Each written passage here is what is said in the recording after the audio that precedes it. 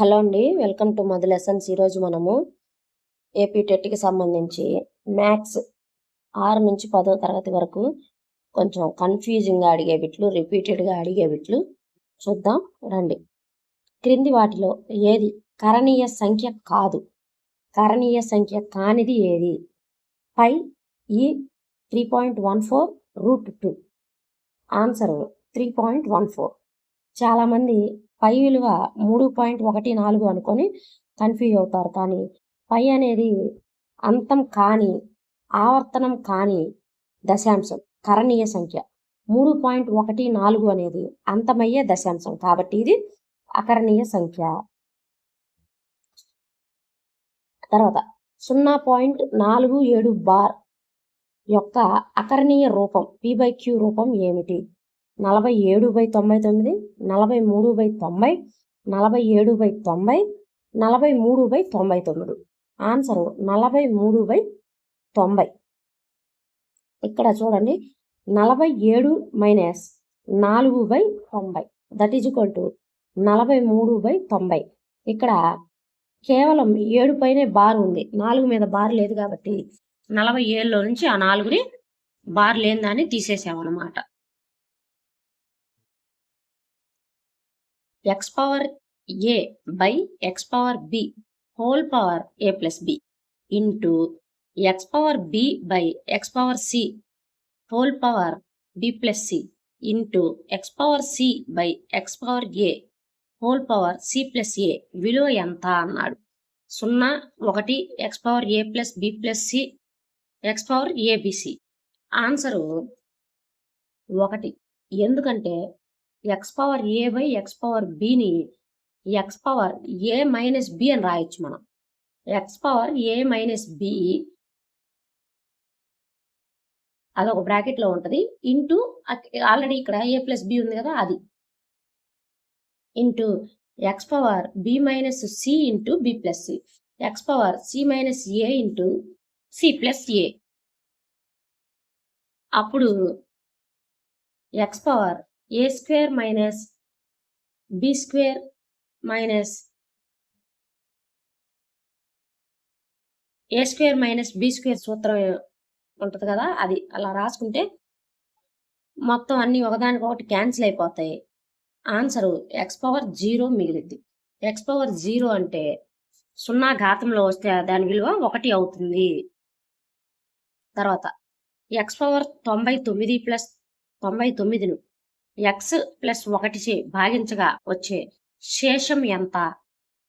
0, 98, 100, -98. Answer 98. ఎలాగో చూద్దాం.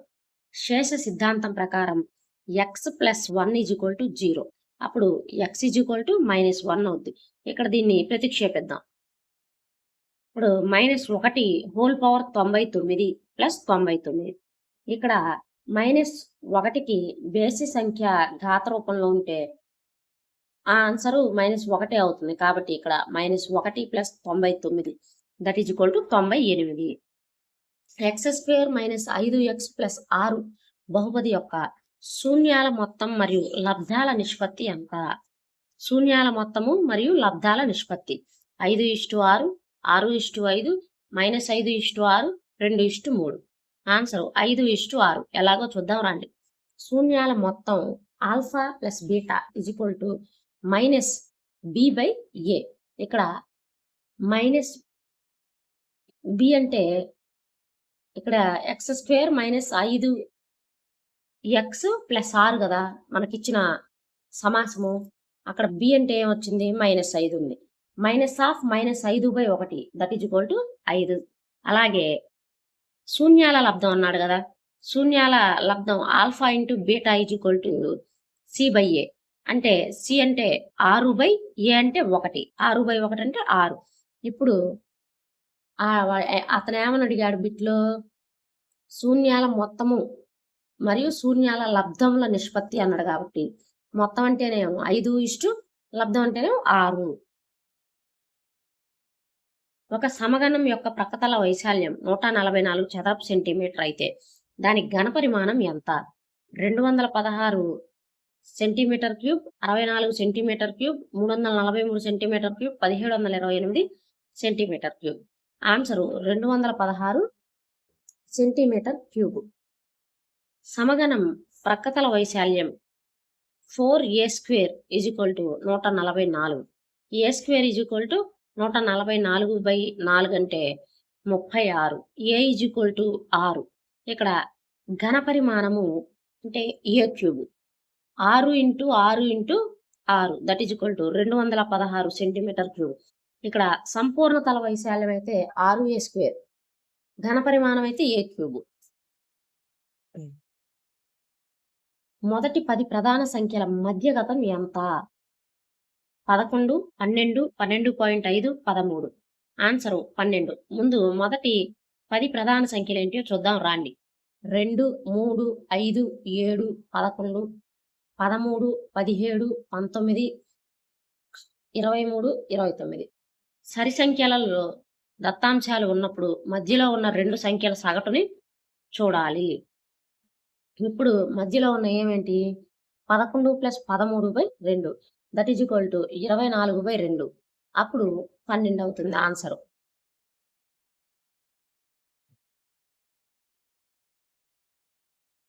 ఒక లీప్ సంవత్సరంలో 53 ఆదివారాలు రావటానికి గల సంభావ్యత ఎంత? 1/7, 2/7, 3/7, 53/366. ఆన్సరు 2/7. ఎలా అంటే లీప్ సంవత్సరంలో మొత్తం 366 రోజులు ఉంటాయి. అయితే అంటే 52 వారాలు ప్లస్ 2 రోజులు అదనంగా ఉంటాయి. ఇప్పుడు ఆ 2 రోజులు ఆది సోమ కావచ్చు, సోమ మంగళ కావచ్చు, మంగళ బుధ కావచ్చు, బుధ గురు కావచ్చు, గురు శుక్ర కావచ్చు, శుక్ర శని కావచ్చు, మళ్ళీ శని ఆది కూడా కావచ్చు. అంటే మొత్తం 7 అవకాశాలలో ఆదివారం ఎన్నిసార్లు వచ్చింది? 2 సార్లు వచ్చింది. కాబట్టి దాని సంభావ్యత 2/7. అదే సాధారణ సంవత్సరంలో కనుక అయితే ఆదివారం అంటే 1/7 అవుతుంది. తర్వాత √3 - 2√2 యొక్క వర్గమూలం విలువ ఎంత అన్నారు. ఆన్సరు √3 - √2, √2 - 1, √2 + 1, 1 - √2. ఆన్సర్ వచ్చేసరికి √2 - 1. ఎలాగో చూద్దాం రండి. దీనిని a - b² రూపంలోకి మార్చామనుకో, అప్పుడు 3 - 2√2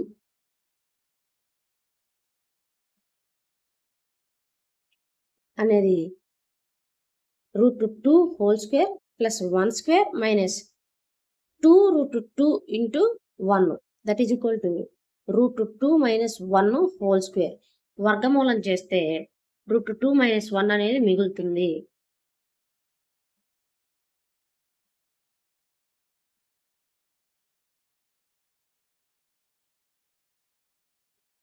π మరియు 22/7 మధ్య సంబంధం ఏమిటి?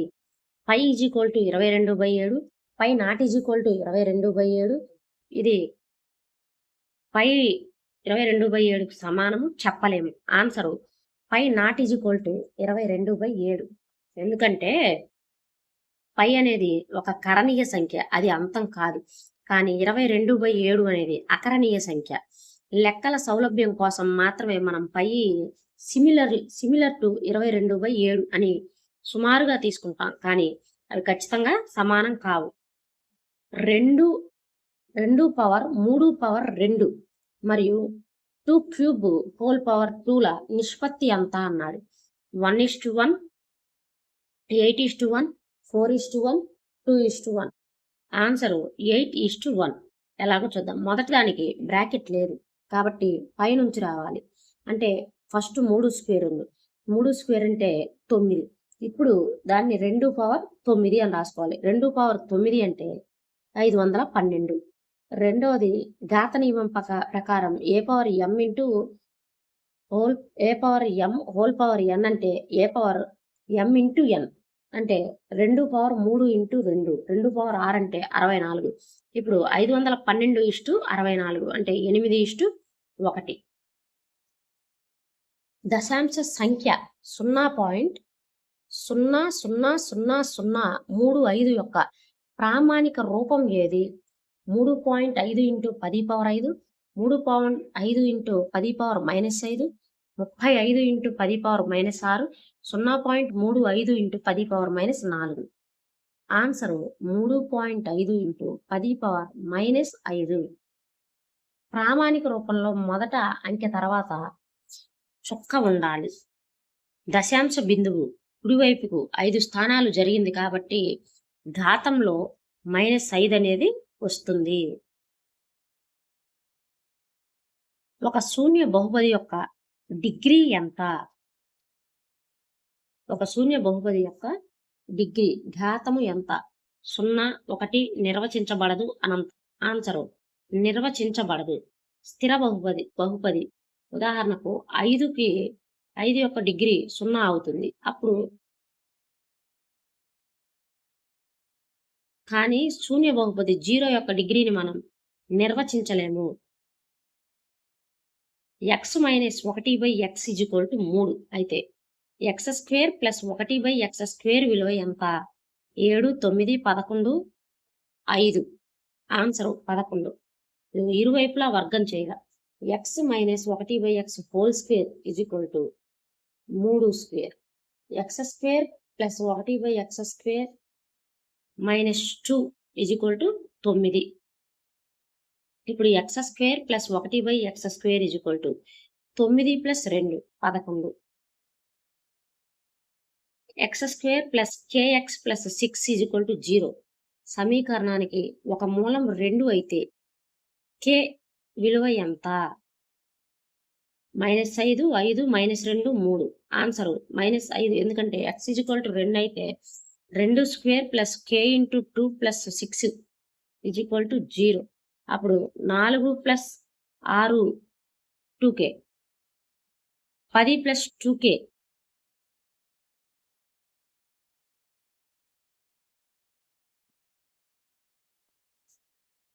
అప్పుడు 2k -10, k -5. క్రింది వాణిలో ఏది బహుపది కాదు? x² + 3x + 2, x + 1/x, √2x + 5, x³ -1. వీటిలో బహుపది కానిది ఏది? x + 1/x. బహుపదిలో చరరాశి యొక్క ఘాతాంకం ఎల్లప్పుడూ రుణేతర పూర్ణ సంఖ్య, ధన సంఖ్య లేదా 0 అయి ఉండాలి. 1/x అంటే అది x⁻1 అంటే ఘాతంలో మైనస్ ఉంది కాబట్టి ఇది బహుపది కాదు. 2x + 3y = 12. రేఖ x అక్షాంశాన్ని ఖండించే బిందువు ఏది? 0, 4, 6, 0, 0, 6, 4, 0. ఆన్సర్ 6, 0. x అక్షంపై ఎల్లప్పుడూ y 0 అవుతుంది. అప్పుడు సమీకరణంలో y 0 అని ప్రవేశపెడితే 2x 12, x 6. కాబట్టి 6, 0. x ఏమో 6, y ఏమో 0. తర్వాత kx - y 2 మరియు 6x - 2y 3. సమీకరణ వ్యవస్థకు సాధన లేకుంటే k విలువ ఎంత? 3 - 3 6 2. ఆన్సరు 3. సాధన లేకపోవడానికి నిబంధన a1/a2 b1/b2 ≠ c1/c2. ఇక్కడ k/6 -1/-2, k/6 1/2. అప్పుడు k 3. log a, log ab, log ab². ఈ శ్రేణి యొక్క సామాన్య భేదం ఎంత? log a, log b, b log ab. Answer log b. సామాన్య భేదం d t2 - t1 అంటే log ab - log a that is equal to log a plus log b minus log a that is equal to log b. ఒక అంక శ్రేణిలో n పదాల మొత్తము Sn = 2n² + 5n అయితే దాని రెండవ పదం ఎంత? 7, 11, 14, 9. Answer 11. S1 2 × 1² + 5 × 1 that is equal to 7. A1 7. S2 2 × 2 square plus 5 into 2 that is equal to 8 plus 18. మొదటి 2 పదాల మొత్తం. ఇప్పుడు రెండవ పదం is equal to A2 is equal to S2 minus S1 that is equal to 18 minus 7 11.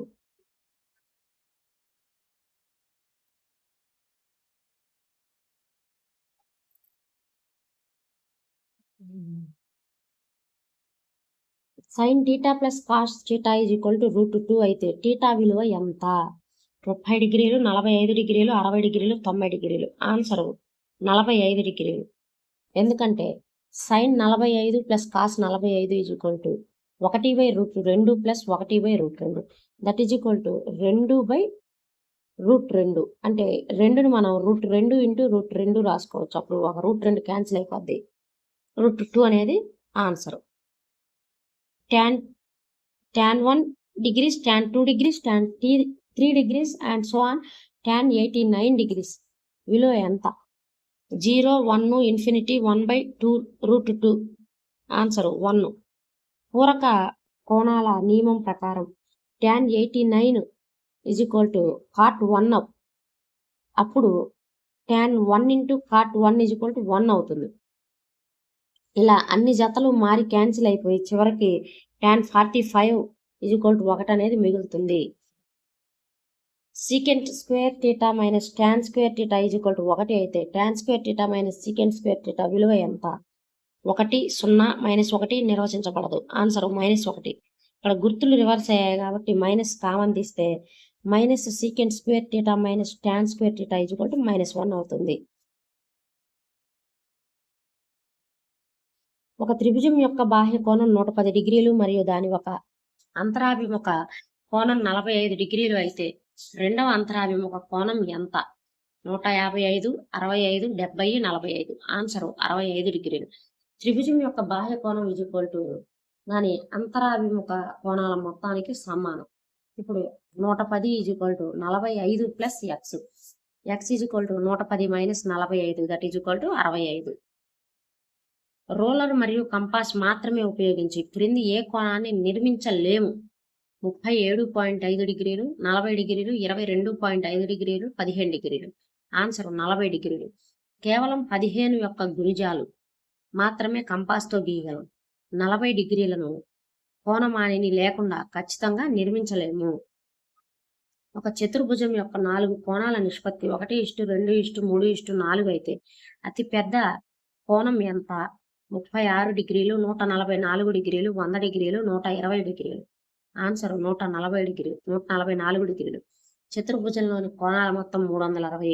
1 + 2 + 3 + 4 x is equal to 360. 10x is equal to 360 అంటే x is equal to 36 డిగ్రీలు అవుద్ది. అప్పుడు పెద్దది ఏది? 4x. 4 × 36 అంటే 144. 2, -3, 2, 5 బిందువుల మధ్య దూరం ఎంత? 2, 8, √68, 4. ఆన్సర్ 8. ఇక్కడ x నిరూపకాలు సమానంగా ఉన్నాయి, 2, 2. కాబట్టి y2 - y1 is equal to 5 modulus of 5 minus of -3 that is equal to 5 + 3 అంటే 8 యూనిట్లు. దూర సూత్రం వేసి టైం వేస్ట్ చేసుకోకూడదండి. -3, -4 బిందువు x అక్షం నుండి ఎంత దూరంలో ఉంది?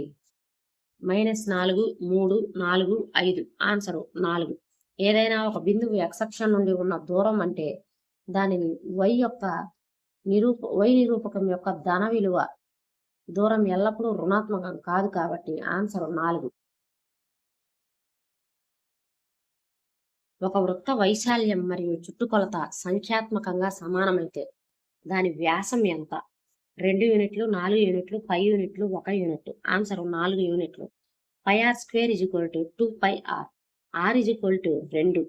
ప్రశ్నలో వ్యాసం అడిగారు కాబట్టి d is equal to 2r అవుతుంది. ఇక్కడ 2 × 2 4 యూనిట్లు. తొందరపాట్లో వ్యాసార్థం 2 పెట్టేస్తారు. ఒక గోళం యొక్క వ్యాసార్థం రెట్టింపు చేస్తే దాని ఘనపరిమాణం ఎన్ని రెట్లు పెరుగుతుంది? 2 రెట్లు, 4 రెట్లు, 8 రెట్లు, 6 రెట్లు. ఆన్సర్ 8 రెట్లు. గోళం యొక్క ఘనపరిమాణము V is proportional to r cube. వ్యాసార్థము 2 రెట్లు అయితే ఘనపరిమాణం 2 క్యూబ్ అవుతుంది. అంటే 8 రెట్లు అవుతుంది. వైశాల్యం అయితే 4 రెట్లు అయ్యేది. ఒక స్తూపం మరియు శంకువుల వ్యాసార్థాలు ఎత్తులు సమానమైతే వాటి ఘనపరిమాణాల నిష్పత్తి ఎంత? 1:3, 3:1, 1:1, 9:1. ఆన్సర్ 3:1. స్తూపం యొక్క ఘనపరిమాణం πr²h. శంకు యొక్క ఘనపరిమాణం 1/3 πr²h. నిష్పత్తి స్తూపం నిష్పత్తి శంకు నిష్పత్తి అడిగారు. స్తూపం ఇష్టు శంకు కాబట్టి 1:1/3. That is equal to 3:1.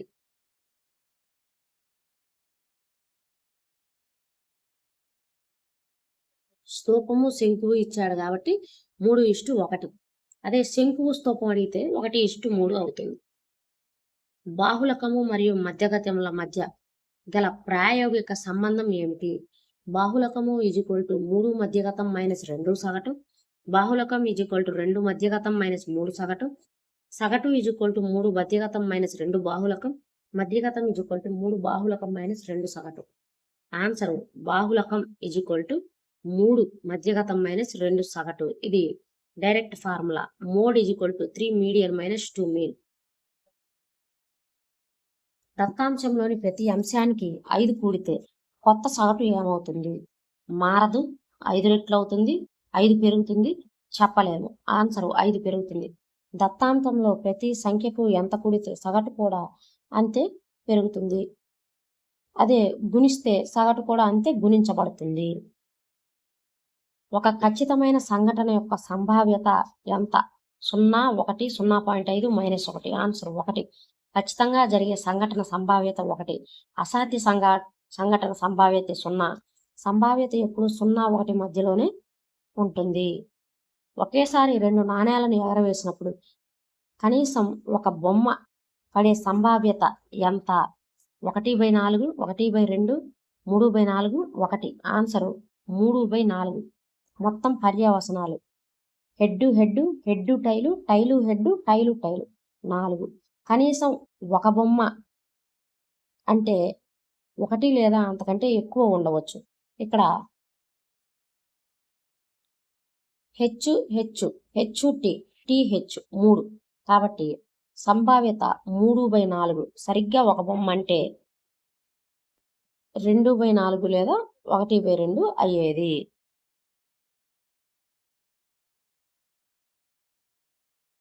అక్కడ కనీసం అన్నాడు కాబట్టి 3/4 అనేది వచ్చింది. అదే సరిగ్గా ఒక బొమ్మ అని కనుక అన్నట్టయితే 2/4 లేదా 1/2 అనేది వచ్చేది. ఒక వస్తువును 600కి అమ్మడం వల్ల 20% లాభం వచ్చింది. అయినా దానికి కొన్న వెల ఎంత? 500, 480, 520, 450. ఆన్సర్ 500. 20% లాభం అంటే అమ్మిన వెల 120కి 120% సమానం. ఇక్కడ 120% 600 అయితే 100% 600/120 × 100. That is equal to 500. ఒక సంఖ్య మొదట 10% పెంచి తర్వాత 10% తగ్గించారు. ఫలిత సంఖ్యలో మార్పు ఎంత? మార్పు లేదు. 1% పెరిగింది, 1% తగ్గింది, 2% తగ్గింది. ఆన్సర్ 1% తగ్గింది. x²/100 ఎల్లప్పుడూ నష్టమే వస్తుంది. 10²/100, 100/100 అంటే 1% తగ్గింది. పెరిగి తగ్గింది కాబట్టి సమానంగా ఉంటుందని భావిస్తారు, కానీ అది తప్పు. ఏ చక్రవడ్డీ రేటు చొప్పున కొంత సొమ్ముకు 2 సంవత్సరాలలో 4 రెట్లు అవుతుంది? ఏ చక్రవడ్డీ రేటు చొప్పున కొంత సొమ్ము 2 సంవత్సరాలలో 4 రెట్లు అవుతుంది? 50%, 100%, 200%, 25%. ఆన్సర్ 100%. చక్రవడ్డీకి సూత్రం A = P × 1 + R/100 whole power n. ఇక్కడ 4P = P × 1 + R/100 whole square. That is equal to 2 square is equal to 1 + R/100 whole square. That is equal to 1 + R/100. R/100 is equal to 1. R = 100%. 4 మరియు 16ల మధ్యమ అనుపాతం ఎంత? 10, 8, 12, 64. Answer 8. A మరియు Bల మధ్యమ అనుపాతం √AB అంటే √4 × 16 √64 that is equal to 8. సగటు కట్టి 10 పెట్టే ప్రమాదం ఉంది. 40:A:B = 2:3. అది 40 అనేది లెక్కండి. A:B = 2:3, B:C = 4:5 అయితే A:B:C ఎంత అన్నాడు? 2:4:5, 8:12:15, 6:9:15, 2:12:5. ఆన్సర్ 8:12:15. బిని ఇక్కడ సమానం చేయాలి. మొదటి నిష్పత్తిలో 4తో, రెండో నిష్పత్తిలో 3తో గుణించాలి. అప్పుడు A:B = 8:12, B:C = 12:15. అప్పుడు A:B:C = 8:12:15 అవుతుంది. ఒక వ్యక్తి 54 km/h వేగంతో ప్రయాణిస్తున్నాడు. అతని వేగం మీటర్/సెకన్లలో ఎంత? 15 m/s, 20 m/s, 10 m/s, 25 m/s. Answer 15 m/s. ఎందుకంటే km/hని మీటర్/సెకన్లలోకి మార్చడానికి 5/18 చేత గుణించాలి. అప్పుడు 54 × 5/18. 18 ఒకట్లు 18 3 3 5 15 m/s. ఏ ఒక పనిని 10 రోజుల్లో, బి అదే పనిని 15 రోజుల్లో చేస్తారు. ఇద్దరు కలిసి ఆ పనిని ఎన్ని రోజుల్లో పూర్తి చేస్తారు? 25, 12.5, 6 రోజులు, 5 రోజులు. ఆన్సర్ 6 రోజులు. AB/A+B = 10 × 15/10 + 15 150/25 that is equal to 6 రోజులు. ఇద్దరు కలిస్తే రోజులు తగ్గుతాయి. సమితిలో 5 మూలకాలు ఉంటే దాని ఉపసమితుల సంఖ్య ఎంత? 5, 10, 25, 32. ఆన్సర్ 32. ఉపసమితుల సంఖ్యకు సూత్రం 2n. ఇక్కడ n = 5 కాబట్టి 2/5 దట్ ఈజ్ ఈక్వల్ టు 32. శూన్య సమితి యొక్క ప్రధాన ఉపసమితుల సంఖ్య ఎంత?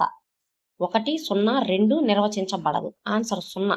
ఏదైనా సమితికి ప్రధాన ఉపసమితుల సూత్రం 2n - 1. శూన్య సమితికి n = 0 కాబట్టి 2/0 - 1 అంటే 1 - 1 అంటే 0. శూన్య సమితికి ప్రధాన ఉపసమితులు ఉండవు. 3√5 యొక్క క్రమము ఎంత? 5, 3, 1/3, 1. ఆన్సర్ 3. n√a రూపంలో ఉన్నప్పుడు nని ఆ కరణి యొక్క క్రమము అంటారు. ఇక్కడ క్రమము 3 అవుతుంది. ఇది రాడికల్ ఇండెక్స్ కన్ఫ్యూజన్. ఒక అకరణీయ సంఖ్య మరియు ఒక కరణీయ సంఖ్యల మొత్తం ఎల్లప్పుడూ ఏమవుతుంది? అకరణీయ సంఖ్య, కరణీయ సంఖ్య, పూర్ణ సంఖ్య 0. ఆన్సర్ కరణీయ సంఖ్య. ఉదాహరణకు 2 + √3 అనేది ఒక కరణీయ సంఖ్య మాత్రమే అవుతుంది. కరణీయ సంఖ్య యొక్క గుణం మారదు. 2 స్వరూప త్రిభుజాల వైశాల్యాల నిష్పత్తి 16:25 అయితే వాటి అనురూప భుజాల నిష్పత్తి ఎంత? 256:625, 4:5, 16:25, 2:3. ఆన్సర్ 4:5. స్వరూప త్రిభుజాల వైశాల్యాల నిష్పత్తి వాటి భుజాల వర్గాల నిష్పత్తికి సమానం. కాబట్టి భుజాల నిష్పత్తి కావాలంటే వైశాల్యాల నిష్పత్తికి వర్గమూలం కట్టాలి. √16:25 దట్ ఈజ్ ఈక్వల్ టు 4:5. ఒక లంబకోణ త్రిభుజంలో కర్ణం పొడవు 13 సెంటీమీటర్లు, ఒక భుజం 5 సెంటీమీటర్లు అయితే మూడవ భుజం ఎంత? 8, 12, 18, 194 సెంటీమీటర్లు. ఆన్సర్ 12. పైథాగరస్ సిద్ధాంతం ప్రకారం 5, 12, 13 ఒక జత కాబట్టి మూడో భుజం 12 సెంటీమీటర్లు. కర్ణం పెద్దగా ఉండాలి. రోమన్ సంఖ్యామానంలో ఏ అంకెకు గుర్తు లేదు? 1, 100, 0, 1000. ఆన్సర్ 0. రోమన్ సంఖ్యా విధానంలో 0కి ఎటువంటి గుర్తు లేదు. ఒక చదరపు అడుగు స్థలంలో ఎన్ని చదరపు అంగుళాలు ఉంటాయి? 12 చదరపు అంగుళాలు, 24 చదరపు అంగుళాలు, 144 చదరపు అంగుళాలు, 100 చదరపు అంగుళాలు. ఆన్సర్ 144 చదరపు అంగుళాలు. ఒక అడుగు = 12 అంగుళాలు. కానీ ఒక చదరపు అడుగు అన్నప్పుడు 12 ఇంటూ 12 144 చదరపు అంగుళాలు అవుతాయి. లీనియర్ కొలతకు వైశాల్యానికి తేడా తెలియక చాలా మంది 12 అని పెడతారు. ఇవి ఏపీ టెట్కి సంబంధించి రిపీటెడ్గా అడిగే, అలాగే మనం కన్ఫ్యూజ్ అయ్యే 50 బిట్లు అనమాట. వీడియో నచ్చితే లైక్ చేయండి, షేర్ చేయండి, అలాగే మన ఛానల్ని సబ్స్క్రైబ్ చేసుకోండి. Thank you for watching. అలాగే ఈ వీడియో మీద ఎక్కువసేపు కూర్చునే వాళ్ళ కోసం చైర్ కుషన్లను ట్యాగ్ చేస్తున్నానండి. అవసరమైతే తీసుకోండి. Thank you for watching.